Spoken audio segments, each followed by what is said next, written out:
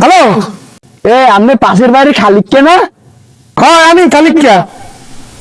আপনি বলে একটা বাজার আছে, একটা বাস হইবে?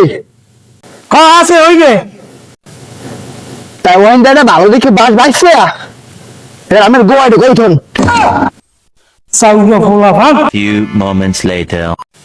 হ্যালো, আপনি পাশের বাড়ি খালেক্কা? হ্যাঁ আমি খালিকা। আপনার বাজারে কি বাস আছে? না নাই।